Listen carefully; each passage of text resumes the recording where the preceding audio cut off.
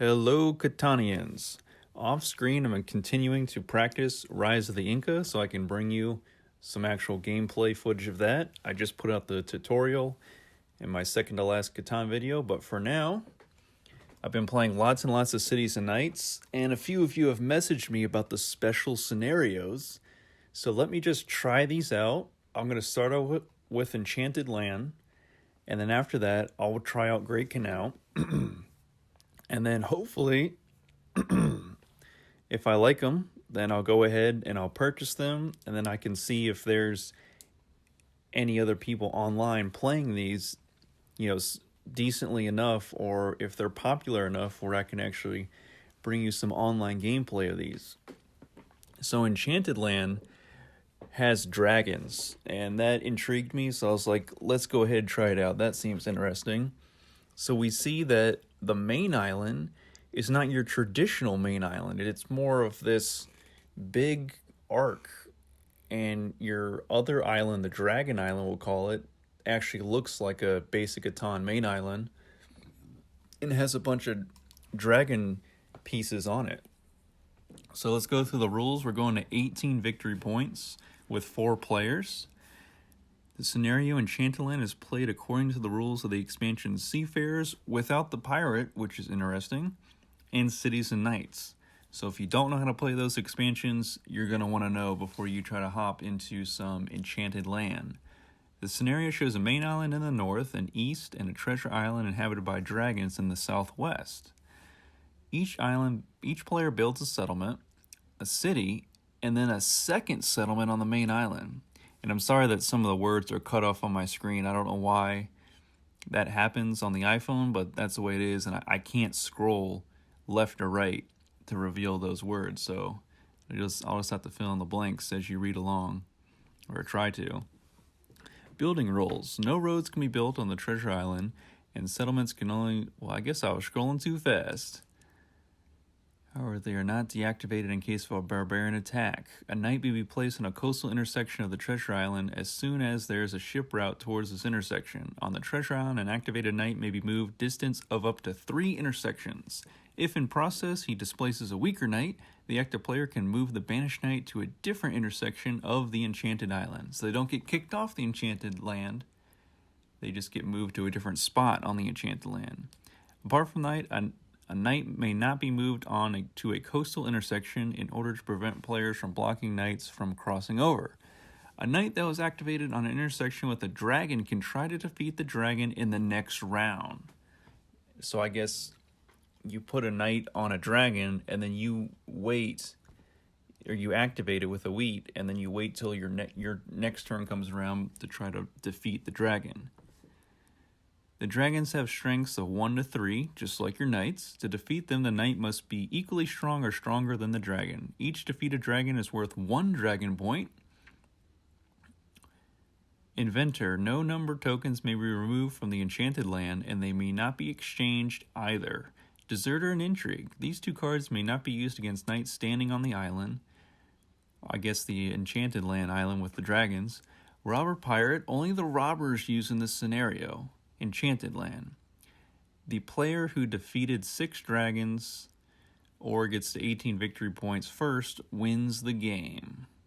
So you can pause and read through those rules, or you can look up online because some of the words got cut off on my screen. Again, sorry about that. There's nothing I can do about that unless I go play on the computer, but playing on the iPhone is just so much more convenient.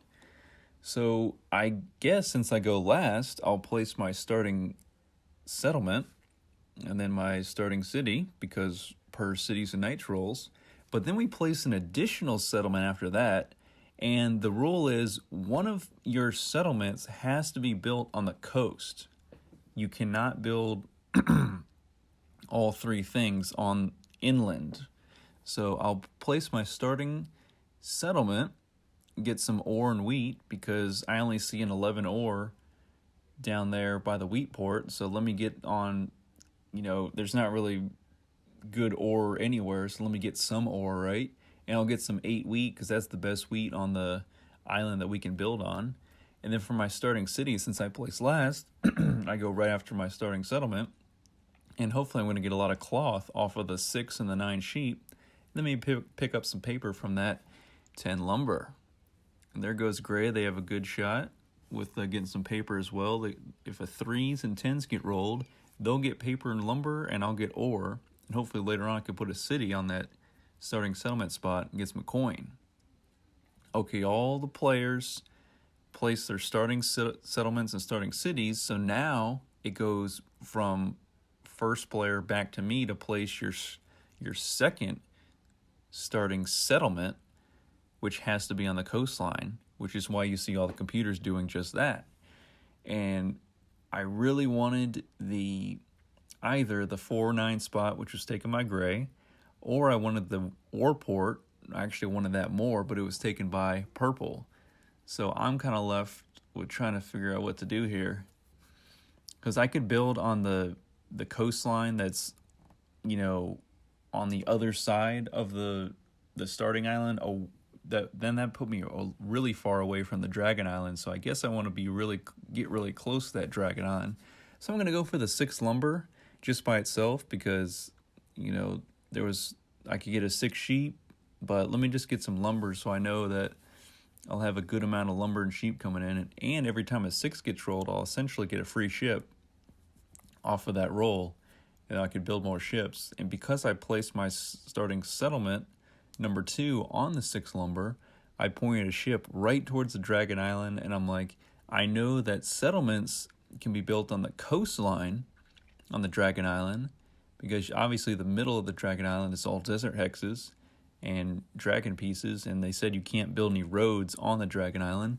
So let me try to get on that 4 gold, and then we'll have a gold hex going for us, plus we'll gain the 4 as a number in our number repertoire, our number arsenal, if you will.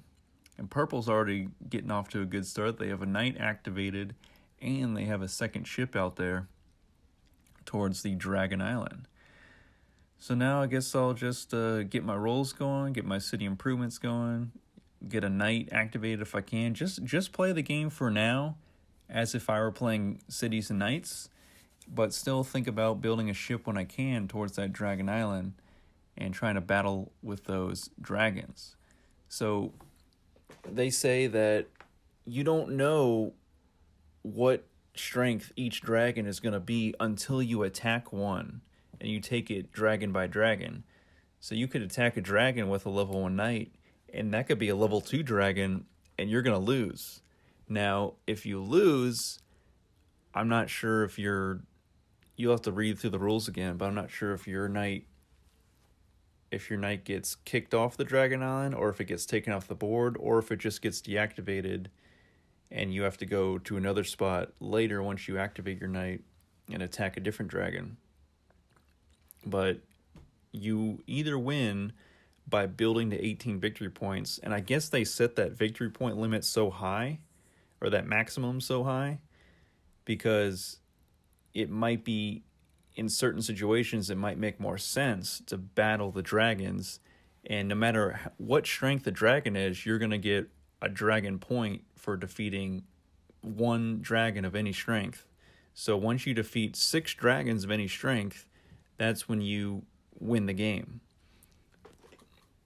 So we'll see how that goes. That's a good amount of dragons to defeat, but I feel like once you get on that Dragon Island, you start upgrading your knight to a level 2 knight, and then maybe this is where the politics bonus will come in handy, because if you get a level 3 mighty knight on that Dragon Island, and then you're guaranteed to defeat a dragon each time you go to attack one. So the politics bonus is going to come in handy, and you see that this is a low ore board on the starting island. There's a 3, 10, 11. So if I can get a city on that starting settlement spot number 1, then I can get some coin, I get that politics bonus, and then from there I can build some ships out for my 6 lumber to the Dragon Island, build a knight on the Dragon Island, and then I can eventually get a mighty knight going. And that's a pretty good strategy right there, but we'll see how things play out, because it's kind of a conflicting goal. I also want to get to the sheep port that's on that 8 wheat. So I got a lot of things that I want to do here, and I have plenty of time. you see this is an hour-length video, so you really got to sit down, grab your popcorn, grab your Cheetos, your Flamin' Hot Cheetos, or your spicy Doritos, or your, what else would you snack on? I've been eating these Biscoff, like coffee cookies, if you will. They were at Costco on sale. Those are very tasty. I don't even drink coffee. I just eat the cookies, you know. That's how much of a sweet tooth I am. Okay, so Nate gets rolled. I actually drink tea a lot more now, like General Iroh from Avatar: The Last Airbender. I'm big into hot tea. I love it, especially in these colder months that are coming in. Okay, so I get the check marks. I'm going to double down with purple, get 2 brick. And now I'm getting closer to getting a settlement on that sheep port. And I figure I'll get on the sheep port first. Then I'll get a city after that. And then hopefully if one of these computers can jump ahead in victory points over me, which Blue just went ahead and did, I can use my Master Merchant and take 2 cards of my choice from their hand. So it's not really that difficult to play this version, this special scenario of Cities and Nights. You just gotta figure out how exactly things go with building on that dragon island and battling dragons. But once you figure out those extra couple rules, then this seems to be a pretty fun scenario so far. So I'm wondering, I have a level 1 deactivated knight right now on the starting island, but let's say I built a road on either the 10 lumber or the 6 sheep, probably the 6 sheep since I'm about to get the sheep port, placed a settlement on that coast, and then if I built ships all the way to the Dragon Island, if I activated that level 1 knight, could I then move it along my ship route to the Dragon Island instead of having to build another knight?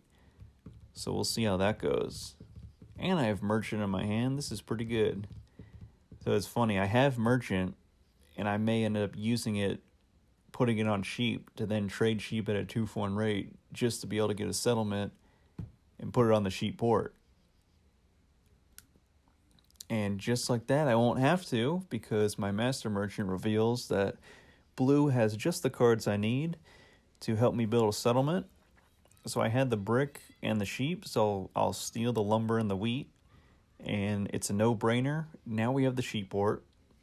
Now I don't have to use Merchant and put it on sheep. I can save it and, you know, maybe put it on wheat or ore. At this point, probably the wheat, because that's an 8, and I get 2 wheat every time an 8 gets rolled. So we'll see how my production goes. There goes the 9, so I'm getting some more cloth. And now I'm looking for that city on that 3-10-8 spot. Oh, and there goes Blue. Now Blue has 1 level 1 activated knight on the starting island, and they also have 1 level 1 activated knight on the Dragon Island. So per the rules, once you place a knight on the Dragon Island, that's the only knight that you can have on the Dragon Island. You're not allowed to have more than 1 knight on that Dragon Island, and then you just upgrade the singular knight that you built on it, or move to it. So now it looks like Gray is getting ready to build some ships to the Dragon Island to take on the dragons. And in all the folklore and fantasy movies and books that I've watched or read, knights don't do that well against dragons. It's usually some stacked competition. Dragons usually just win and are easily able to dispatch knights with ease, but I guess in Cities and Nights you have to take some liberties with that in order for a cool strategy and have some fair competition. So with Blue building a knight on the Dragon Island, that knight is not going to count when it comes to battling against the barbarians, because we still have barbarians. It's still normal Cities and Nights rules. So only their level 1 knight on the starting island is going to count towards the barbarian battling against them. So you have to keep that in mind when where exactly you build your knights. If I believe if blue built the knight along their ship route in the water, it would still count towards battling against the barbarians, but they just moved it once, one spot over onto the Dragon Island. Now it's just on the Dragon Island. And the other thing is that it won't get deactivated when the barbarians invade the starting island of Catan. The knight on the Dragon Island is safe from that. It doesn't get affected by that. So that's interesting to note. So we're getting some trades. Blue and purple are offering, and I'm like, let me take from purple because I know blue is doing very, very well so far. Purple is pretty close to the Dragon Island, but blue is already at the Dragon Island. They haven't built on it, but they have placed a knight there. And there they go. So they move their knight 3 spaces. I guess you can move it up to 3 spaces. You can move it just 2 or even 1 space if you wanted to, but they went ahead and moved it 3. And they reactivated the knight. So on their next turn, when it comes back around to blue, they can choose to battle whatever knight that is. We don't know what the strength of that dragon is. The dragon is what they're going to battle. We don't know what the strength of it is, but if blue goes ahead and battles it, we're going to see exactly what happens. If blue wins, then they get a dragon point. If they lose, then we're going to see if that knight gets kicked off the Dragon Island or just goes back to being deactivated. And then I guess if they lose, then they have to reactivate the knight, and then next turn they can move the knight to a different dragon and battle that one. So at this point, blue is definitely doing better than all of us, but you can't forget we're playing 18 victory points if you don't want to play the dragon defeating strategy. You can just play your game. Cities and Knights, of course, still offers a lot of different ways to win, so you can get your cities going, you can get some metropolises later on, and probably the people who build to the Dragon Island are going to be battling it out for Longest Road. If you don't, you're going to have a hard time trying to get Longest Road just on the starting island. Not that it's impossible, but it's just more likely that you'll be focused on getting metropolises and stuff like that, while the other players build a bunch of ships to the Dragon Island. Probably one of them will end up with Longest Road. So with that being said, 18 victory points is very possible with just playing normal Cities and Knights, because you still have Defender of Catan victory points that you could earn. You could be placing just your knights on the main island and beating everyone else in knight strength because they're worried about putting knights on the Dragon Island and not many knights on the starting island to protect their cities for when the barbarians invade. So that you could have that going if you just want to play the Cities and Knights strategy. But I think whenever you play one of these special scenarios, just try it out. Try out what the special scenario provides that enhances the gameplay. Okay, so there we see that Lynn fought a level 2 dragon, and it looks like, well, the knight is still there. Oh, okay, so that's what it was. Lynn is blue, so they had a level 1 knight, so they battled the level 2 dragon. Once they discovered it was a level 2 dragon, they lost, so the knight went back to being deactivated, but they did not earn a dragon point for that battle. So then that dragon stays there. So now we know that that specific dragon is a level 2 dragon, and Lynn will have to move their knight to a different dragon spot and battle a different dragon because they cannot defeat a level 2 dragon with a level 1 knight. Now, of course, they could upgrade or promote their level 1 knight to a level 2 knight and then re-battle that dragon knowing for sure it's a level 2, instead of risking going to another dragon spot and potentially battling a level 3 dragon.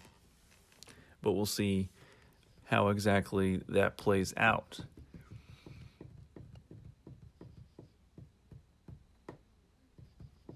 So someone used Inventor. They swapped the 10 on that lumber hex that I'm built on with a 5. It was probably Gray. Gray probably brought us a 5, so thank you, Gray, for that. So I should be getting a good amount more paper coming my way. And I really want to get a city on that 6 lumber for even more paper to secure my green metropolis if that's my future. But right now, I got to get a city on that 3-10-8 spot. And there you go. You see, Gray went ahead, took Longish Road, and they actually kind of built some ships towards the right after they got to the Dragon Island. So I might have a hard time building on that 4 gold hex that I want to build on. But for right now, I got to hold off on that because I'm in a prime position to build a settlement and get on the coastline on the 6 sheep. And then if I need to, if Gray kind of cuts me off going to that 4 gold, I can just transfer my ship from my 6 lumber over to the 6 sheep, and I'll have potentially better access to the Dragon Island. So that's what I do. I go ahead, I've moved my ship over, I build a second ship. So hopefully blue won't cut me off building the Dragon Island, and hopefully on the other side, purple won't come up from the bottom of your screen and cut me off to the Dragon Island, and then we can all be happy campers and everyone can build on there because you can still build settlements on there. Uh-oh, there goes blue. That's a very good spot to have on the 8 lumber, 9 wheat hex. If they go ahead, they build a settlement there, they'll be getting some good production. And they already have their knight on the Dragon Island, and we see that even though the knight lost, it did not get kicked off the Dragon Island, it just simply got deactivated. So, interesting to note. So people are taking progress cards from the barbarian attack, so I guess some people tied. And we have road building, so that's very good for us. So if I can get a brick and a wheat by the time it gets to my turn, I can use road building to build 2 ships, and I can actually steal that 8 lumber 9 wheat spot from blue, and then I'll be in very good shape moving forward. So here goes a 6. I get more lumber and sheep, but I do have a sheep port, so I do have that going for me. Plus I have 2 cloth in my hand. Okay, lots of things are happening. Purple is actually in a prime spot to get on that 3 wheat with the 10 gold on the Dragon Island. But I'm not sure if these computers are worried about building settlements on the Dragon Island or just getting there so they can put their knights on there and then building more ships to take Longish Road. We'll see how that plays out. But yeah, if you just happen to click on this special scenario and use one of your sons that they give you now in Catan Universe to just try it out against computers, it's pretty fun, and you'll pick it up fairly quickly if you've been playing a lot of Cities and Nights, especially a lot of Cities and Nights with seafarers. So very fun special scenario to play. I'm still curious about the other one, the Great Canal special scenario. I'm gonna have to try that out and bring you guys some gameplay on that, just to kind of give you a well-rounded, look at all the things you can do on Catan Universe. I'm trying to think if there's anything I haven't really played yet. Of course, I said I'm going to get into more Rise of the Inca.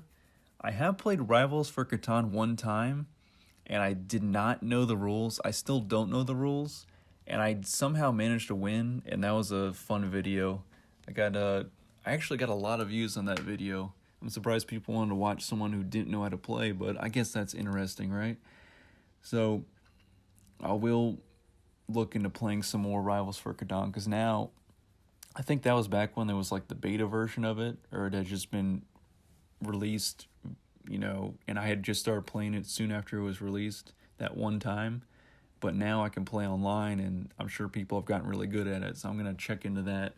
Maybe bring you guys some videos on Rivals for Catan. So I was able to steal that settlement spot from blue. Of course, they're going to put the robber on my hex. And they actually stole from purple instead of me. They upgraded their level 1 knight on the Dragon Island to a level 2 knight. So take notice of that. Now, if they can activate it, once it gets to their next turn, they can battle that level 2 dragon that they know is there. And we see that Gray also has a level 1 knight on the Dragon Island. They can move that up to 3 spaces, 3 intersections. Of course, Commercial Harvest is going to be used on me. I see that Hildegard, or Gray, has science bonus, so I don't want to give them any more paper because I want to be the one to get that green metropolis. Currently, no one has a metropolis, and Gray goes ahead. They build on that 3 lumber with the 4 gold. So they got a really pretty good spot because of the gold. And there goes a 5. I get some paper and some lumber. And with my merchant, hopefully I can get some ore off this trade. Double down. Nope. They didn't want to give me 2 ore for one of my lumber. There goes a 10. I get some lumber off of this roll.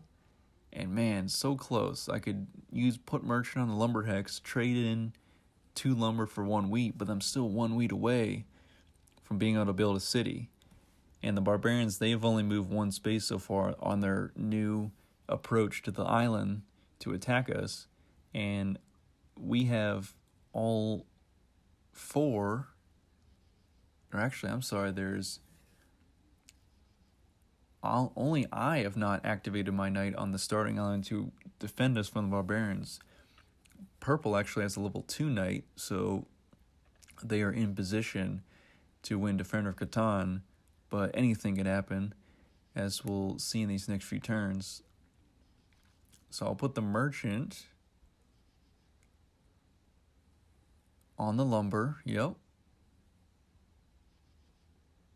And I'll just activate my knight for now. Maybe later on I can promote that knight so I can battle it out for purple for Defender of Catan, or at least tie so they don't get that victory point. There goes a 7. I'm getting shut down. Yep. Stolen ore from me. So now my hope of a city gets pushed back a little bit. I probably won't get the city when it comes to my turn. I'll probably have to wait an extra turn. There goes Deserter. And they're deserting me. I know I'm leading in victory points, but look at purple with a level 2 knight that they could have stolen and then put on one of their spots on the starting island. If that was me, I would have taken the level 2 knight over a level 1 deactivated knight, because the level 2 knight is activated. There goes a 10. I get some ore. And I have that merchant on lumber, but now I'm wishing I put the merchant on ore because I have 5 ore in my hand. There goes some more ships from purple, and they take Longest Road from gray with that ship building. Another 6 control. My 6 sheep is shut down, but I am going to get some lumber off that roll. It's interesting because my 8 victory points, I've built them. They can't be taken away from me as long as I have a knight to protect myself from the barbarians, or as long as the total knight strength is equal or greater to the barbarian strength. And I can only gain more. I don't have Longest Road, so I can't lose that. I don't have a metropolis, so I can't lose that, but I hope to get a metropolis after I can put a city on that 3-10-8 spot. So it might be this turn, depending on what progress cards I get too, of course. Okay, I just got a resource monopoly, and the science bonus took effect. So I'll take the sheep. So my merchant was stolen, so that pulls me back down to 7 victory points. And gray is going to tie me by building on the wheat port. That was a good play for them, because they do have a settlement on the 9 wheat. And now it looks like they might try to put a settlement on that 3-8 lumber spot on the Dragon Island. So I think the name of the game, the strategy for the Enchanted Land scenario, is build up yourself up a lot on the starting island, and also make sure you have a path to get to the Dragon Island, just so you can battle it out with other players on that Dragon Island later on in the game. Because once your production gets up pretty high, you can start building a bunch of ships, hopefully. Put a knight on the Dragon Island, upgrade it. Later on, you might get the politics bonus, so you can get a mighty knight on that Dragon Island. Then you're guaranteed to beat any dragon you battle. So that's probably the best strategy you want to look for. And all the while, as you're waiting each turn to reactivate your knight, and then the next turn to battle a different dragon once you move that knight, you can keep building up your victory points on the starting island, keep building up to cities and metropolises, so you can actually kind of do both strategies as you go along. You really don't have to focus on just one. So that is a really cool aspect of this scenario, I think. Whereas if you're just playing regular cities and knights, you pretty much have to focus on either going for, just cities and metropolises, or, Defender of Catan and Longest Road, and building cities as you go.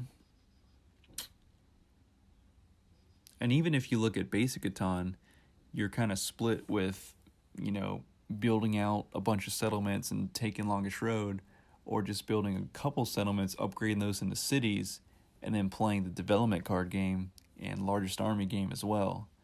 So you're always kind of going down one route or the other, coming at a forked path. You choose option 1 or option 2, but in this scenario, it seems like you kind of do it all. You do whatever you can as the game progresses, and as certain resource cards or commodity cards or progress cards come into your hand, and you also think about battling the dragons. So here we are at this point. I am at 8 victory points. I'm 10 away from winning. So those of you that just play basic Catan, we're just getting started. For the rest of you that enjoy more strategy to your board games, we're just getting close to the halfway point. And I'm just reading up on the rules here just so I have all the nuances down pat, because there's specific rules about the knights at sea, knights on the starting island, dragon strength, inventor. You can't swap any numbers on the dragon island with inventor. You can only swap numbers on the starting island. So you'll see in my hand, I have 2 of a bunch of different things, but I can't really do much with them. So I'm just going to go ahead and trade in 2 of my sheep with my sheep port for a 3rd cloth, get the trade bonus, and then end my turn. Because I do have Master Merchant, but I'm just barely ahead in victory points, so I was wishing Greg could have been ahead of me. But I'll have to wait to see if one of them catch up to me. And it looks like blue, blue contested, and they successfully got that 3/8 lumber spot on the Dragon Island. So that is theirs forever. And I bet you could build as many settlements as you wanted on the Dragon Island, as many as you have available in your inventory. But is it a good idea? Kind of, not necessarily. It just depends on just your standard, what the numbers are, what the resources are. It is good to go for the gold hex. So the Dragon Island is kind of similar to some of the Seafarer scenarios where you won't find gold on the starting island. You have to go out and build to a different island to find a gold hex. And that's the case here with this Enchanted Land scenario. So a 6-git roll to get me some lumber and sheep and a cloth. And I am very close to getting my first metropolis. You see, I also have 3 paper in my hand. So we might be getting a metropolis this very turn. No, 7, 10. That's what I like to see. So I have all the commodities right now. I have cloth, coin, paper, and I have 3 paper. And I can trade in 2 sheep for a 4th paper, and the green metropolis can be mine this very turn. So I can either do that, or I could trade in 2 of my paper for a 2nd cloth, 2 of my sheep and for a 3rd cloth, use merchant fleet or merchant on lumber, ore, or wheat for the 4th cloth. So it's all kind of up to what I want to do. But I see that some other people are kind of getting close to certain color metropolises. So I'm going to want to take the one that the other players are also close to getting. So if they're close to getting the green metropolis, I'm going to want to go ahead and secure that for now. And then I can work on the yellow one if not many people are close to getting the trade bonus or already have the trade bonus. I don't believe many of the computers have built any coin city improvements, so I'm probably okay on that for a little while. So I could build a city, I could build a settlement. Oh yeah, so purple does have the science bonus along with me, but they're nowhere near the yellow or blue metropolis is, so I'm okay on that. See, I could build a city, or I could use merchant fleet to trade in 2 of my 3 ore for a brick and build a settlement on that 9-3 wheat spot.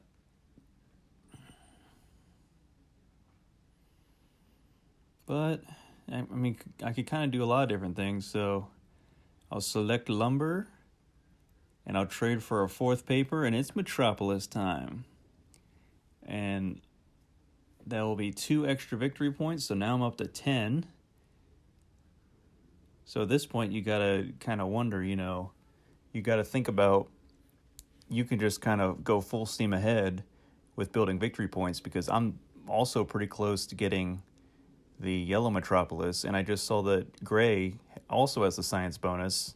So I went ahead and secured the green Metropolis because they're pretty close to Green City Improvements level 4, but I got there first. And now I just have to keep an eye on gray and purple. If either of them build to Green City Improvements level 4, then I'm going to have to take a pause on anything else I'm doing in the game and get this Science City Improvements level 5 so I can secure that Green Metropolis away forever. And to answer my call, I get a nice 6. And now I should be getting the yellow Metropolis next turn, if I so desire. Because I currently do not have any knights defending my cities on the starting island. So it would behoove me to get a second Metropolis so I can protect at least 2 of my cities. And that second Metropolis is going to go on the 4, 10, 8 spot. I'm not going to put it on my other city on the 6 sheep, because that's less valuable to me than the 4, 10, 8 spot, because the 4 and the 10 are going to bring me coin so I can later on get that blue Metropolis. A nice 2. Not really, because whoever wants a 2 in the game, where is the 2 even? I can't even, once merchant goes away, there is no 2 on the starting island. There's a 12 sheep up at the top left of your screen, but where's the 2 at? It must be on the Dragon Island. There goes a 10, I get some coin, and I did not roll a 7, even though I had a bunch of cards on my turn. I only have 1 city wall, so I can hold up to 9 cards without having to burn cards off a 7 roll. Okay, there's the 2. The 2 is on the sheep on the Dragon Island. Right next to it, there's that 6 ore on the Dragon Island, but it's the furthest away from everyone. So that would be a good hex to build to. It just takes a lot of work to get there. And at this point, I was realizing that the game was not letting me build a knight on where my ship is touching that 9 wheat. It was only allowing me to build it on the intersection of the 6 sheep, 5 lumber, right where my merchant is. So I was like, maybe if I build my ships around here and touch the 3 from the coastline, I could put my knight there, but still, it wouldn't let me do that. So I was like, okay, I'll just build it over on the starting island on the 6-5, and then maybe next turn it'll let me move the knight to the Dragon Island. So I'm not sure. Maybe sometimes you can build your knight directly on the Dragon Island, or you have to build it always on the starting island and then move it next turn to the Dragon Island, advance it along your ship route. Because I'm pretty sure I thought I saw blue build their knight directly on the Dragon Island. I know gray moved theirs, but maybe I was wrong about blue. Maybe that's how it goes. So keep that in mind. You may only be allowed to build your knight on the starting island, and then later you have to move it to the Dragon Island once you activate it and wait a turn. So just keep that in mind, because if anybody has Deserter, like I got Deserter used on me earlier, you're going to lose that knight. It's going to go to someone else. So as soon as you get it activated, as soon as your next turn comes around, make sure you have ships built over to the Dragon Island, get your knight out of there, but then get another one for yourself so you can protect your cities and whatnot from the barbarians. You're battling a war on 2 different fronts here. And plus the other players could be trying to cut you off building to the Dragon Island because they want a certain good spot. Okay, so there we go. Now that my knight has been activated for a turn, I can now move it. So I'll move it over to the Dragon Island on the 3 spot. And I'll promote it now. And I'll move it next turn on one of the dragon tiles. And we'll see if I can't quite promote it to a Mighty Knight, so I'll take the risk and probably battle one of the dragons just to see if I can defeat a level 1 or 2 dragon, and thus earn my first dragon point. And there goes the yellow metropolis. So I'm like, I might be able to win this thing with just victory points, because blue has battled a knight, or a dragon, I'm sorry, but they lost because they had a level 1 knight and they battled a level 2 dragon and lost, and that dragon is still there. They haven't moved that knight from that spot. And we see that gray is right sitting on a dragon spot. They must be waiting to activate that knight in battle. There goes a 7. Yep, it's going on me. I do not get stolen from, even though I have 14 points. Yep, okay, there I do get stolen from. So blue used their knight to chase away the robber off that 6 sheep, but now that's one less knight against the barbarians. But they do have a level 2 knight on the 8, 10, 11 spot. I wonder if they played that very smartly and they're trying to get me to lose a city. Because there's 6 barbarian strength and there's only 5 knight strength on the starting island. Unless Gray can activate just... Oh, they didn't even activate their knights. They built some knights and upgraded them. Here come the barbarians, and that signals defeat. Yes. Wow, so I was banking on blue not deactivating their level 1 knight, and now I have to burn a city. What do you know? Because I was the only one that did not contribute to the knight strength against the barbarians. So purple's going to build even more ships. They'll probably have longest road for the rest of the game. Unless gray has a late game comeback and builds around the 4 gold down to the 5 brick, maybe even down to the 10 ore. That would take longest road.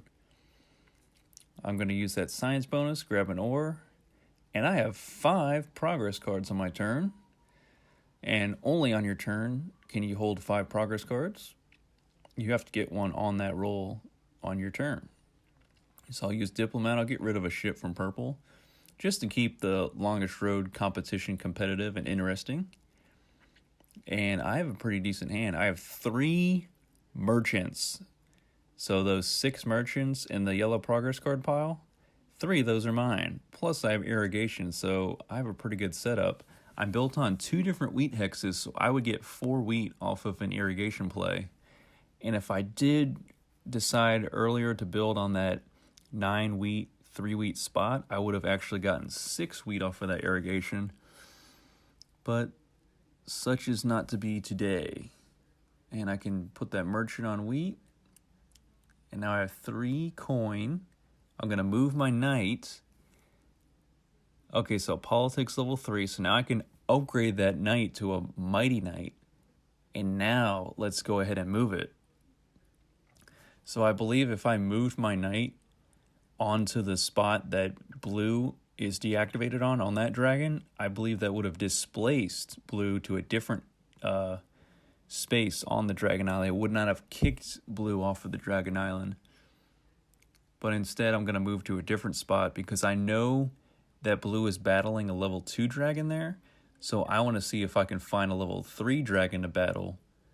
That way, or actually, you know what? This game, I was trying to battle all the level 3 dragons that I could, but that's not the strategy. You want to battle as weak of a knight or as weak of a dragon as possible. That way the other players are stuck trying to deal with the level 3 dragons, and if they don't have the politics bonus, they can't defeat those dragons. Okay, I'm going to have to switch my strategy for next game.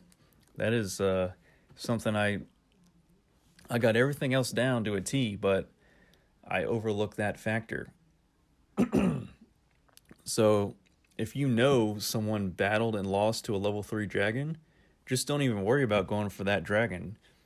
Go for a different dragon, hope it's a level 1, maybe a level 2 dragon, but mainly a level 1, because you're still going to get one dragon point no matter what strength dragon you battle. But if you can battle the weaker ones, you can leave the stronger ones for the other players to battle and try to have to deal with. And actually, that's reminds me of a Harry Potter reference. If you all have read or watched Harry Potter and the Goblet of Fire, I believe Harry, when they battled, or when they had to steal the egg that each of the 4 dragons were guarding, in that first round of the Tri-Wizard tournament. Harry ended up having to battle that black snouted dragon, or the one that was the most fierce and vicious and ferocious, and the other wizards and witches that were in the Tri-Wizard tournament had to battle the not so ferocious dragons. Not that they're not ferocious, it's just Harry's was particularly a nasty dragon that he had to battle, or had to maneuver around in order to get that egg. So kind of same principle here. Just battle the weaker dragons and let the other players deal with the stronger ones. Hopefully, it's all down to chance. You don't know what level dragon you're going to get until you choose to battle it. But that will be the strategy moving forward in Enchanted Land. It's good I figured it out. This is only maybe my second or third time playing it. I believe I played it once or twice just on my phone by myself, just to get a feel for it. So coming into this game, I had an idea of how to play this special scenario. I just want to make sure that I had an idea first before I brought it to you guys on YouTube. That way it could be a little bit of a smoother running gameplay. So at 13 victory points, I'm 5 away from winning, but I would like to experiment with battling these dragons. See just how tedious and, time consuming, how many turns does it take to really get that done. Because once you get a level 3 Mighty Knight, then it's just up to the number of turns it takes to defeat these dragons, because you're guaranteed to win no matter what strength the dragon is, 1, 2, or 3. Your Mighty Knight will always defeat it. So if you have a Mighty Knight and you can move it onto a dragon and then reactivate it with a weak because you moved it, that'll be 1 turn. And then you have to wait a second turn to battle that dragon. And then on the same turn you battle it, you can reactivate the knight. So it's essentially 2 turns to defeat 1 dragon. And if you need to defeat 6 dragons, you essentially need 12 turns to pass to defeat 6 different dragons. And by that time, you could have other players also battling dragons. And there seems to be plenty of dragons to go around. It's just the spacing. Can you move 3 spaces here or there to get to a new dragon each time you defeat one? And what's the strategy with that? Can you try to defeat dragons that are kind of in the same area as another player? That way they have to, when they go to move after they defeat a dragon, maybe they can't go 3 intersections and reach a new dragon. There might be something with that to look into. But it wasn't very competitive. It was just mainly me and blue. And I don't even think gray had defeated a dragon yet. So I don't think purple even, they may have had a knight on the Dragon Island, but I don't think they moved it onto a dragon space as of yet. And we're getting pretty close. We're not quite there at the end of the game, but we're getting there. So red and purple have 8 points apiece. Blue is lagging behind at 6, but blue was very aggressive with getting on the Dragon Island first. So I still think that they would have the advantage over gray and purple. Even though gray and purple have more victory points, I think gray or blue, if they can start defeating dragons, they would probably get the win over gray and purple, at least for second place, because I feel like I'm definitely going to win this game. I'm not going to let these computers defeat me. So I'm at 12 victory points now because my merchant was stolen from me, but that's okay because I have another merchant in my hand. Plus I have trade monopoly. And I realized that the only other person getting coin right now, well, actually gray and purple are now getting coin because purple has a city on a 4 ore that I share, and then gray has a city on 11 ore. And I used Inventor to swap another 4 over to me. So every time a 4 gets trolled, I'm getting 2 coin and 2 ore. I think that's a pretty good setup. Let me know what you think about that. Plus, if I can build onto that 4 gold, I'll get even more cards off of a 4 dice roll. But I roll a 5. 5 was shut down, so I had to take from Science Bonus.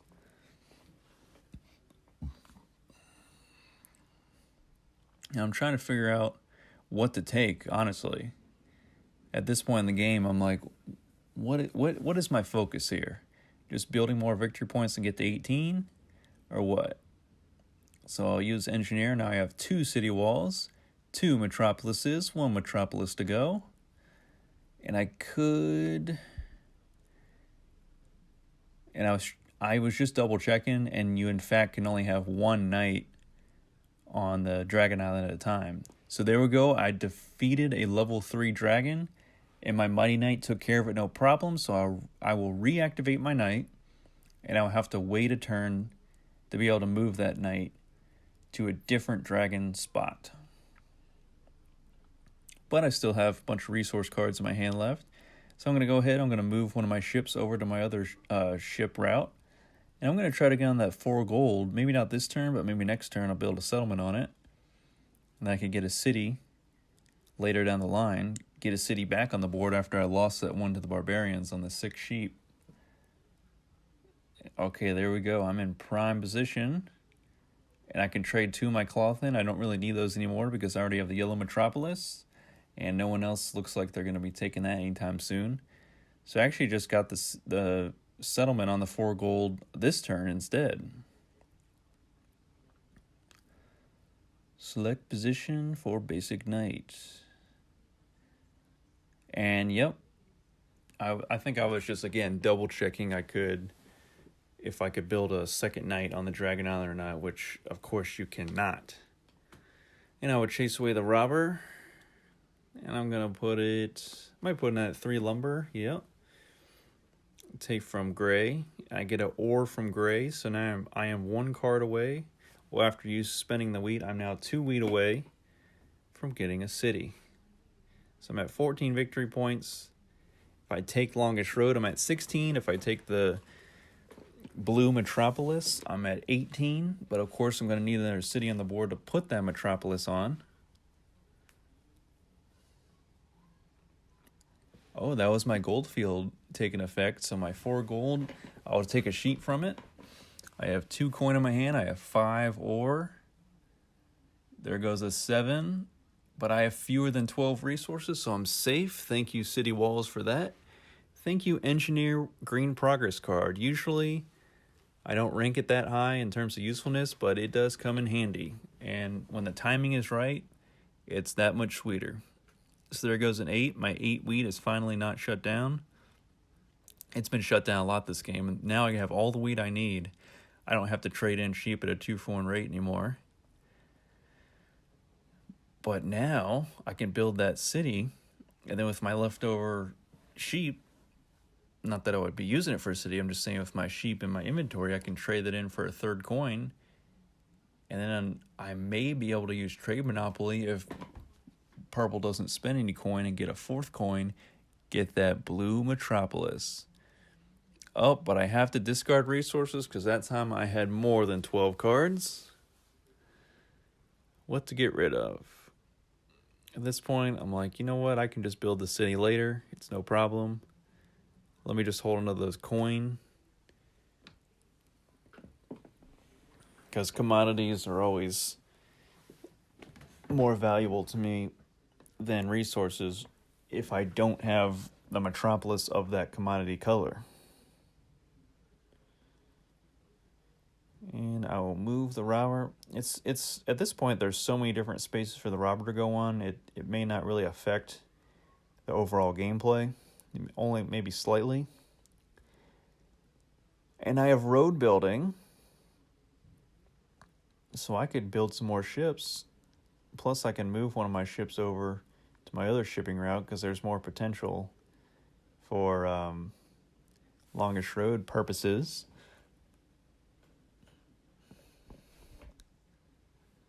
So yeah, there goes road building. I'm going to use it to build ships. I could have built roads instead on the coastline along that 4 gold 5 brick, but why not just build some more ships? I'm going to move my Mighty Knight.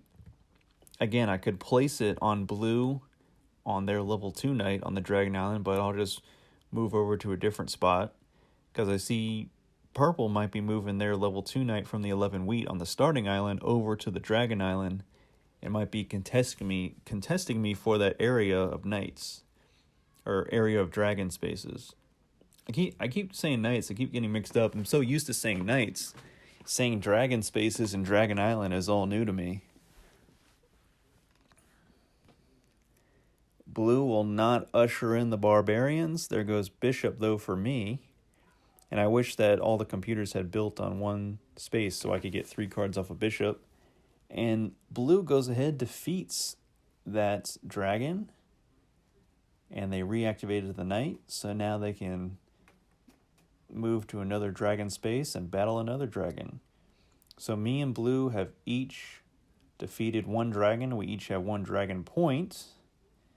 Is gray going to battle that dragon, or did they just activate their knight on that Dragon Island spot?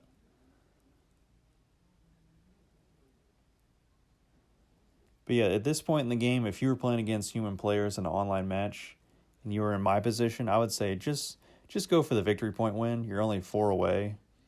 Here come the barbarians, but it's victory. Oh, sweet, sweet victory. We tied, so I'm going to take a progress card. Might take a green one. See what I get. No, but I have 5 progress cards, so I got to get rid of something. Oh, that was medicine.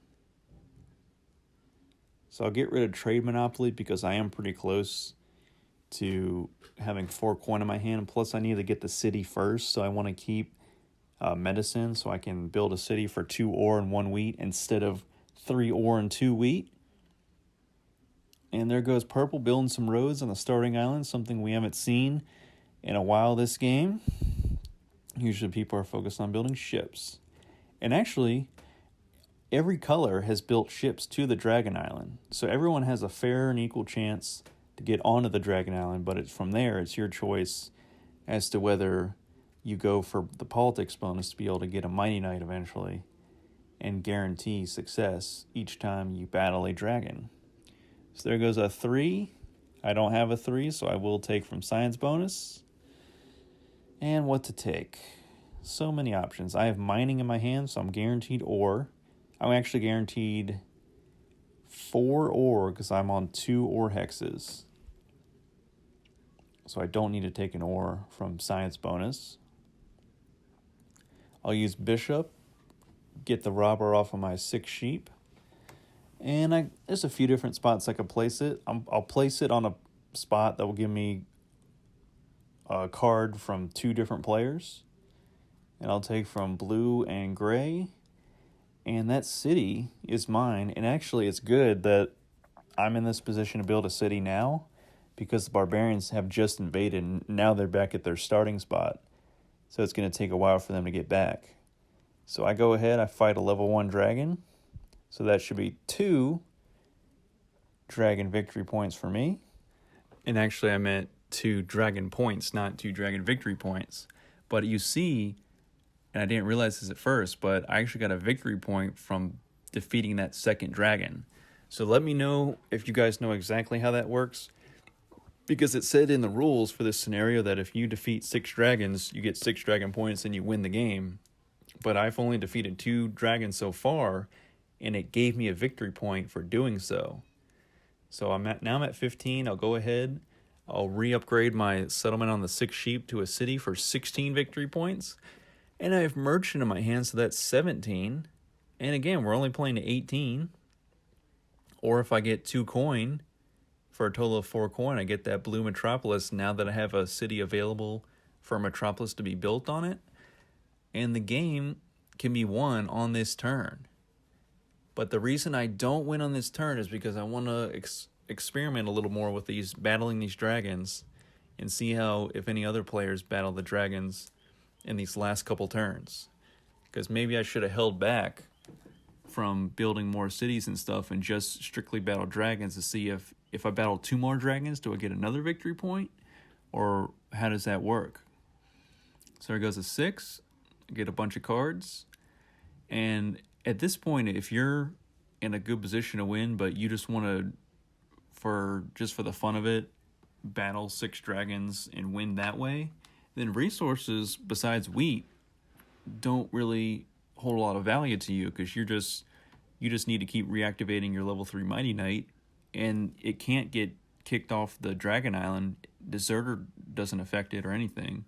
So Hildegard defeats a level 1 dragon. Then they use Weddings, so I got to get rid of resources, but I'm okay. I have a bunch of them. So the Gray is defeated one knight. Blue is defeated one. Or sorry, I keep saying knight instead of dragon. Gray has defeated one dragon. Blue has defeated one dragon. Looks like Blue is about to defeat their second dragon. I've defeated 2 dragons. So let's watch this. If Blue defeats that second dragon, will they get another victory point and go up to 8 victory points, assuming they don't build anything else? Let's keep an eye on that. Okay, there goes a random ship from Gray, and they're going to pass the turn, so they're at 11, but I'm at 17. I have the win whenever I want. Here goes a 7. Now I have 6 cloth. That's funny. I can do whatever I want with it. I get my intrigue stolen from me. Uh-oh, purple got the trade bonus, so they're getting pretty close to Yellow City Improvements level 4. They keep cranking away on that longest road. Look at all those ships going out. Okay, my turn. Get a nice 8. I just have way too many cards to know what to do with. Plus I have Warlord. So I was looking over on the side of the board to see if there was anything that you could see about dragon points or whatnot, but I guess you just have to keep a mental tally of them as you go along. And now I can move my knight, and I have all these available dragon spots to take, so it's really not hard to defeat your 3rd and 4th, maybe even 5th and 6th dragon, because there's plenty of dragons available to battle. Unless all 4 of us unless we had been on the Dragon Island and each of us had defeated 3 dragons already, then that would be 12 dragons defeated total, and then your number of dragons would dwindle, because let's count.